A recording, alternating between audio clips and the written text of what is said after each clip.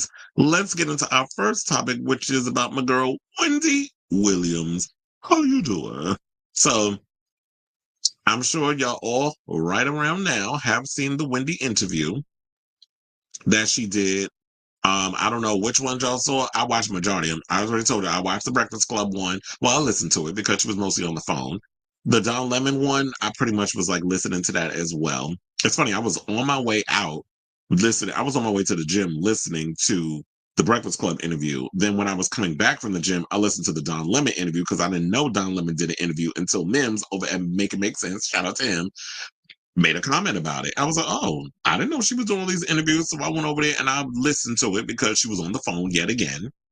And I already told y'all my overall thoughts. Like, I felt like she did sound lucid. I do feel like with her being in this guardianship that she did get off the drugs and the alcohol, but I think it was mostly alcohol induced, this dementia, frontal temporal aphasia, whatever the hell all that stuff is called. Like, I do feel like a lot of that was alcohol induced, but I do feel like, yes, based off of the last time we saw Wendy, which was when she did the Lifetime, that mess, which in a way is a blessing in disguise because it not only shed a light on what the hell is going on with Wendy Williams and the vultures that she was surrounding herself with, but it also, in my opinion, shed a light on Sabrina Morrissey and a lot of those people who had her in that guardianship.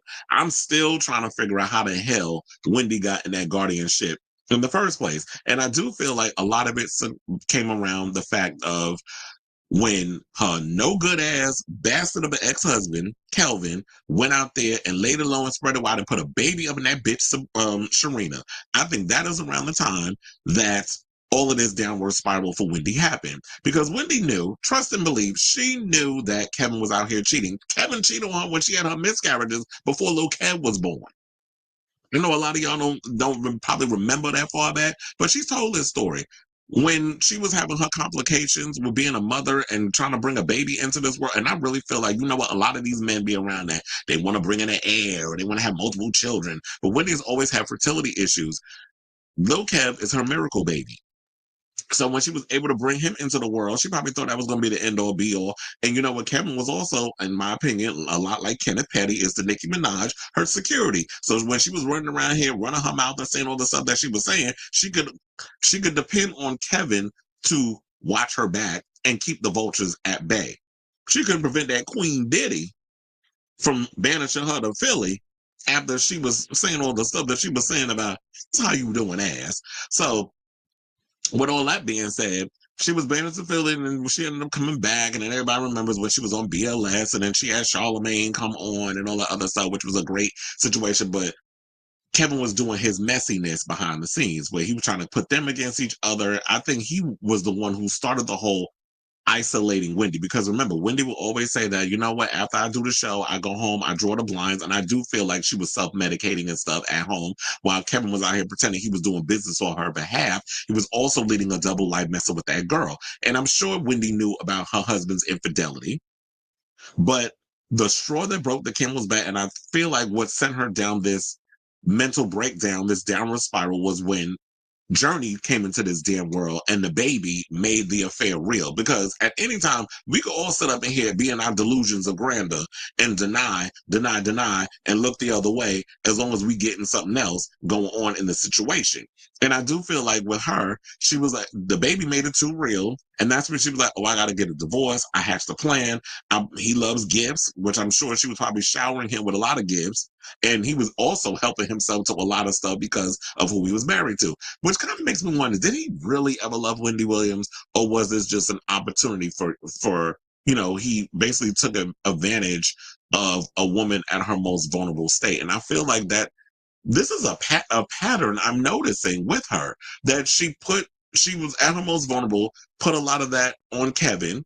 Kevin took advantage for how long, whatever, and she looked the other way as long as she had this idea of the perfect family and all this other stuff. And then after everything happened, then it's like when Kevin was no longer there, that's when the mother vultures came in and took advantage of her at her most vulnerable because she didn't have, in a way, that protection. So I'm still wondering how the hell she got in this conservatorship, which she really didn't explain. And they were saying it's complicated and all this other stuff. So hopefully we find out. But after the interview, because I want to put all that out there. So I feel like before I get to everything else, do I feel that Wendy is at a place? Does she have issues with probably her memory? I do believe that there are some good days with her and there are some bad days. And I feel like we heard her on her good days when she was in the situation, when she was doing the interviews. I also feel like she should not be in this crazy ass conservatorship or guardianship, whatever the hell you want to call it. It's a conservatorship. Let's just call it what it is. It's similar to what Brittany was in. She was in a damn prison. You had these court appointed people where they don't have a lot of, what do you call it? They don't have a lot of, workers, like a social worker, whatever the case is, they're overworked, they're understaffed, they're dealing with a lot of cases, things slip through the cracks, but also these people financially benefit off of them. Wasn't there a movie or something or other where they show like how when you put a lot of these elder rich folks in conservatorships, how they get ripped off?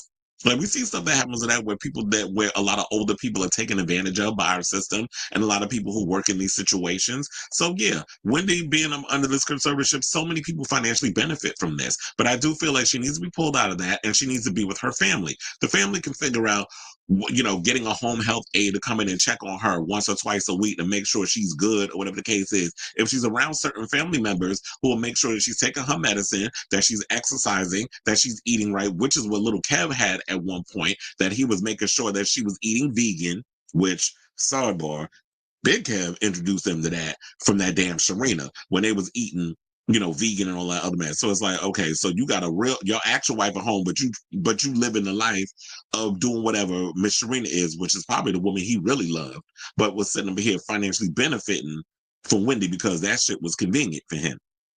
Because who else he managing post Wendy Williams? I'll wait. If you supposed to be this big manager, whatever, who's your other client outside of your ex-wife?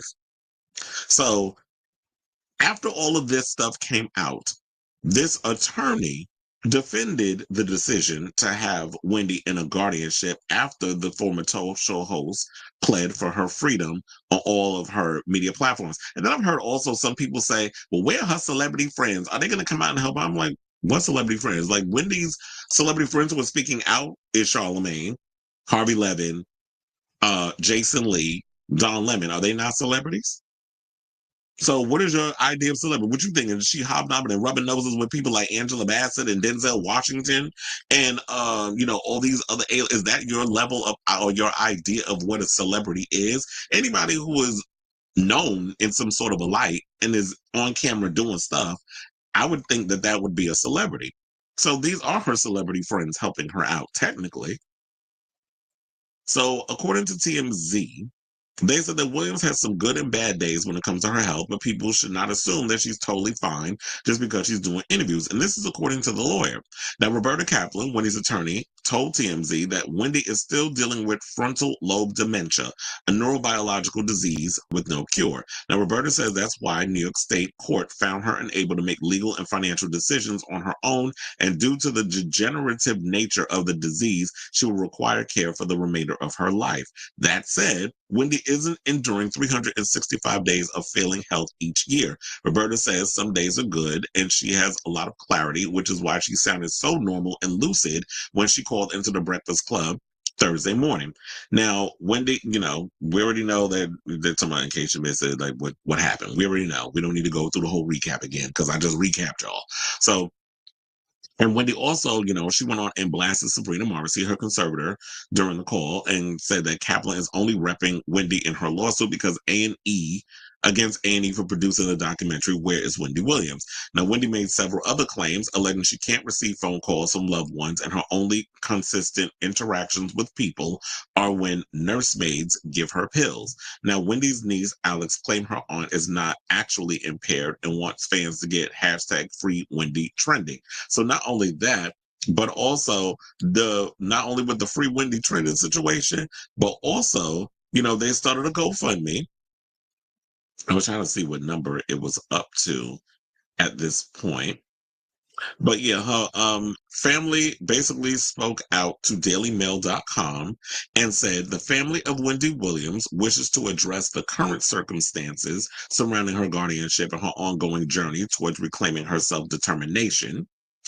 As we navigate the challenging time, we believe it is crucial to advocate for Wendy's rights and autonomy. We are reaching out to esteemed Ben Crump. Oh, child, they're going after Ben Crump.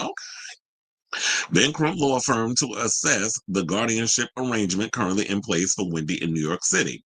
Our primary goal is to ensure that Wendy's best interests are being served and that she has the opportunity to regain control of her life and decisions. Wendy is an extraordinary individual who has inspired countless people through her work and personal journey. It is our firm belief that she deserves the opportunity to live with dignity and to make her own choices free from undue influence. So, I do believe that Wendy is grown enough where she should be making her own, decisions. Why are these people coming in trying to tell her what she need to be doing with her life? Now, I do believe in the beginning, Wendy was a hot ass mess. Wendy was over there, drinking herself into a damn stupor. And I believe like the alcohol, alcohol causes you to black out, which does cause memory loss. Now people are starting to realize that yes, when you heavily drink, it does cause dementia. It does cause severe amount of memory loss. Hence, why a lot of times people say when they black out drunk, I don't remember what happened last night. You are kind of caught. You're creating a scenario within yourself where you're causing future dementia to kind of take over your situation. The more you drink. So you need to be mindful of like when you put all that alcohol in your system, it's not good for you. So a lot of people only think about the liver and all this other stuff, but it also affects your brain because your brain is dehydrated. That's why they always tell people to drink water and all that other stuff. So I do feel like she should be able to make her own choices and be influential in whatever she wants to do. But and I don't know if I don't know, it's just causing a world of confusion. Like I do want her to be able to live her life freely. I do, but I also feel like there are people out here who are taking advantage of her. And I understand like y'all are worrying about people taking advantage of Wendy, but where were y'all when she was under this excuse me, this conservatorship when Will Selby and that big bag bitch, I forgot her name, the one that was in the Where is Wendy Williams docu-series. Where were y'all when they were taking advantage of her? Where were y'all when when Miss Mamas went and flew Wendy out to LA for a talk show and she was in no condition to be trying to pitch any kind of a show? So where was you, Sabrina? So I feel like if y'all have Wendy's best interests at heart, where were y'all in these most crucial of moments? Were you consistently checking up on her when we're watching this docu series and she laying in bed looking half past dead, drinking for days, not wanting to wash her ass, probably breath smelling like 8,000 homeless asses. And then at one point, she's taking off her damn wig, which she swore to whatever deity you worship that she would never do if she was of sound in mind. So where the hell was all you court-appointed people when you seen this lady going in her downward spiral in real time in the form of a docuseries? But now y'all want to come out and try to windmill hard and defend yourselves because of how y'all are starting to look in the eyes of the public. Though they also said that we're hoping that through the legal system, we could shed light on this situation and work towards a resolution that honors Wendy's voice and wishes. We ask for privacy and understanding as we navigate this complex process, and we thank Wendy's fans and supporters for their unwavering love and encouragement during this time to hashtag free Wendy. So yeah, that's why I'm just like all over the place in regards to my thoughts because like it was stated, through the family, it is a complex process. So it's not just like some one note situation where, it's easy to figure out what the hell's going on. So I know like before they had like the GoFundMe was able to raise 50K or the GoFundMe was to raise 50K. I don't necessarily know how much they've um raised. But from the article that I saw on the Daily Mail, January 16th, I'm wondering if they've exceeded that. But they said that they've so far raised $12,171 of its $50,000 goal. So if in this article, if they had a link to the damn GoFundMe, Oh, they do. I was like, if they had a okay, so far out of 50K, they raised $23,565. So that's what they raised so far. I don't know. I feel a ways about GoFundMe's because I'm like, are they really getting that money? And you got to give a percentage of the GoFundMe coin. I mean, the percentage of the money that is raised in the GoFundMe to GoFundMe. So they take a percentage. I'm not necessarily sure how much. I would have to do research, but they take a percentage. That's kind of like when you on OnlyFans and they be taking like a huge percentage of your earnings. And I understand you're using their app or whatever the case is. You're using their website, but still, um, when they taking a huge chunk, because I get it, they need to make a profit too.